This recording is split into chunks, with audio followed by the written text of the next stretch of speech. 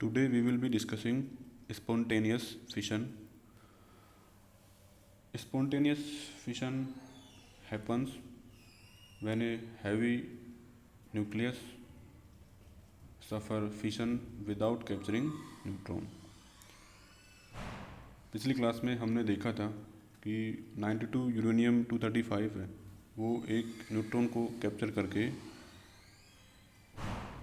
Finally barium और krypton दो nuclear में उसका विखंडन हो जाता है, फिशन हो जाता है। लेकिन स्पॉन्टेनियस फिशन एक ऐसा फेनोमेना है जिसमें फिशन प्रोसेस होती है विदाउट कैप्चरिंग ए न्यूट्रॉन। हम इसको देखेंगे।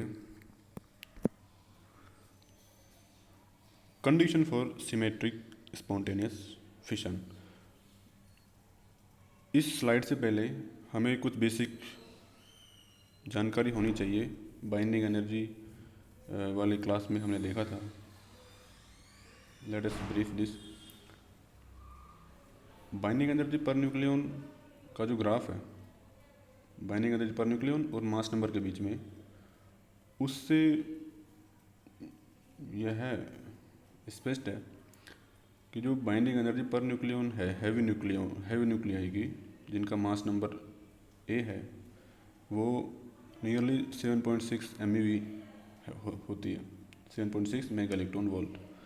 लेकिन जो मिडिल ऑर्डर के न्यूक्लियाई है जिनका मास नंबर A/2 है, हैवी मास के मास नंबर का आधा है, उनकी बाइंडिंग एनर्जी 8.5 MeV होती है। यानी मिडिल ऑर्डर की जो न्यूक्लियाई होते हैं उनकी बाइंडिंग एनर्जी अधिक होती है और वे मोर स्टेबल होते हैं as compare to heavy nuclei.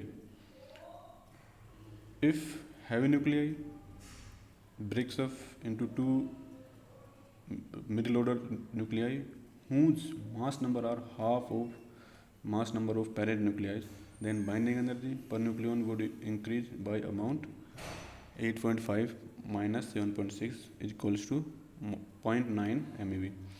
यानी जो हैवी न्यूक्लियाई होते हैं उनकी binding energy per nucleon 7.6 MeV होती है। वो जो मिडिल ऑर्डर के न्यूक्लियाई होते हैं उनकी बाइंडिंग एनर्जी 8.5 MeV होती है। जब कोई हैवी न्यूक्लियाई किसी मिडिल ऑर्डर के न्यूक्लियाई में उसका फिशन होता है, तो जो बाइंडिंग एनर्जी पर न्यूक्लियन है वो 8.5 माइनस 7.6 मीन्स 0.9 MeV का इंक्रीज हो जाता है बाइंडिंग एनर्जी पर न्यूक्लियन में। पर न्यूक्लियन की बात कर रहे हैं हम यहाँ पे। यदि कोई जैसे यूरेनियम 238 है, 92 यूरेनियम 238 है, वो दो जो इक्वल मास के न्यूक्लियाई है उनमें उसका फिशन होता है, तो बाइंडिंग एनर्जी पर न्यूक्लियन इसके लिए 0.9 MeV होगी। लेकिन बाइंडिंग एनर्जी इसके लिए होगी 0.9 इंटू 238, ए से मल्टीप्लाई कर देंगे मास नंबर से, तो जो प्रोडक्ट न्यूक्लियाई है उनकी बाइंडिंग एनर्जी होगी 0.9 इंटू 238 इक्वल्स टू 214 MeV होगी। यानी जब किसी हैवी न्यूक्लियाई का मिडिल ऑर्डर के न्यूक्लियाई में फिशन होता है तो बाइंडिंग एनर्जी का मान बढ़ जाता है और वो मान बढ़ा हुआ होता है 0.9 MeV पर न्यूक्लियन। जितना मास नंबर होगा उससे मल्टीप्लाई कर देंगे तो टोटल बाइंडिंग एनर्जी मिल जाएगी। अब जो मास नंबर जिनका 85 से अबव होता है उनका इस तरह से डीके हो सकता है, मतलब न्यूट्रॉन को कैप्चर करके। लेकिन जो स्पॉन्टेनियस फिशन है जिसमें न्यूट्रॉन की आवश्यकता नहीं होती है, वो भी हो सकता है पर्टिकुलर केसेस में, और वो नहीं भी हो सकता है due to the presence of Coulomb potential barrier. वो हम आगे देखेंगे कंडीशंस क्या क्या होती है। तो जो सेल्फ प्रोसेस ऑफ फिशन है of a heavy nucleus, this is called spontaneous fission, स्वतः विखंडन बोलते हैं जिसको। अब इसकी कंडीशंस क्या होती है। स्पॉन्टेनियस फिशन कब किसी हैवी न्यूक्लियस का स्पॉन्टेनियस फिशन होगा वो हम देखेंगे कि क्या कंडीशन होती है। The process of spontaneous fission can be explained with the help of semi empirical mass formula.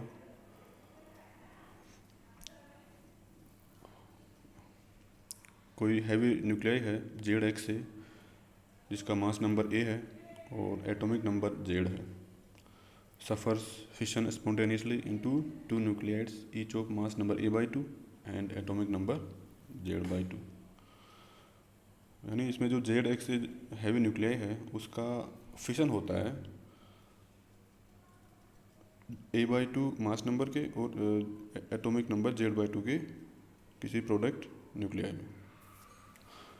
दो ऐसे प्रोडक्ट न्यूक्लियाई मिलते हैं तो जो एनर्जी रिलीज होती है इस प्रोसेस में उसको हम मास डिफरेंस से निकाल सकते हैं, mZa माइनस 2 mZ/2 a/2। यहाँ पर इक्वेशन फर्स्ट में जो mZa है वो पेरेंट जो न्यूक्लियस है उसका मास है और mZ/2 a/2 है वो फिशन के बाद में जो प्रोडक्ट न्यूक्लियाई मिलते हैं उनका मास है। क्योंकि यहाँ पर दो प्रोडक्ट न्यूक्लियाई मिले हैं Z/2 और a/2 नियरली सेम है तो यहाँ पर 2 से मल्टीप्लाई किया है। यदि हम इस इक्वेशन फर्स्ट को सेमी एम्पिरिकल मास फार्मूला जो हमने पिछली क्लासेस में देखा था उसमें पुट कर दें तो जो एग्जैक्ट मास है पेरेंट न्यूक्लियस का वो हम फाइंड आउट कर सकते हैं। तो उसके लिए हम ZMH plus a minus Z number of neutrons and ZMH में जेड है जो नंबर ऑफ प्रोटॉन्स है, EF की वैल्यू हम पुट कर देंगे तो इक्वेशन 2 मिल जाएगी हमें सेमी एम्पिरिकल मास फार्मूला में। यदि EF की वैल्यू पुट कर देंगे तो इक्वेशन 2 मिल जाएगी। इसी प्रकार हम जो एग्जैक्ट मास है प्रोडक्ट न्यूक्लियाई का उसको भी हम निकाल सकते हैं mZ/2 और a/2। इक्वेशन 2 में जहाँ जहाँ पर a और z है वहाँ पर हम a/2 और z/2 पुट कर देंगे तो इक्वेशन 3 मिल जाएगी। क्योंकि ये प्रोडक्ट न्यूक्लियाई के लिए है इक्वेशन 3, क्योंकि इसमें जो प्रोडक्ट न्यूक्लियाई है उसका मास नंबर अपने जो पेरेंट न्यूक्लियाई था उसके मास नंबर और एटॉमिक नंबर से हाफ है। और यहाँ पर जो कांस्टेंट है AV वो volume energy constant, AS surface energy constant, AC Coulomb constant and A asymmetric energy constants. Equation 2 and 3 को हम इक्वेशन फर्स्ट में पुट कर दें तो फाइनली हम सबसे नीचे वाली इक्वेशन प्राप्त कर सकते हैं। बाकी की जो टर्म्स है वो नेग्लिजिबल है तो उसको हम नियरली 0 मान सकते हैं।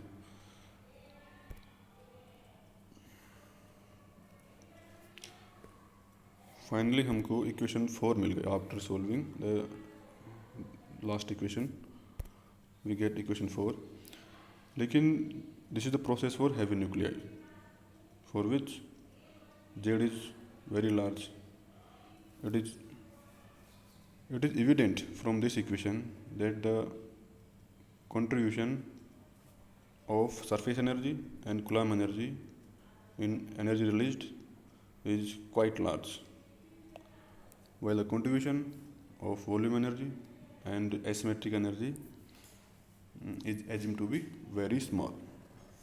बिकॉज इक्वेशन 4 के अंदर जो टर्म्स आ रही है वो सरफेस एनर्जी और कूलॉम एनर्जी की टर्म्स आ रही है। तो यहाँ पर कूलॉम एनर्जी और सरफेस एनर्जी का ही कंट्रीब्यूशन इस टोटल एनर्जी जो रिलीज हुई है उसमें होता है। बाकी की एनर्जी जैसे वॉल्यूम एनर्जी या एसिमेट्रिक एनर्जी है उसका कंट्रीब्यूशन नियरली 0 होता है। तो हम इसको सोल्व करेंगे क्योंकि अब EF की वैल्यू है किसी भी न्यूक्लियर रिएक्शन के किसी भी न्यूक्लियर फिशन के होने के लिए जो पेरेंट न्यूक्लियाई है उसकी एनर्जी 0 से होनी चाहिए। EF की वैल्यू 0 से होनी चाहिए, यानी जो पेरेंट न्यूक्लियाई है उसकी एनर्जी जो प्रोडक्ट न्यूक्लियाई बने हैं उनसे अधिक होनी चाहिए तभी ये रिएक्शन सस्टेन करेंगी। तो हम इसको इक्वेशन 4 को greater than equals and greater than 0 के बराबर पुट कर देंगे। Finally we get Z² A is greater than and equals to 0.26 AS upon 0.37 AC।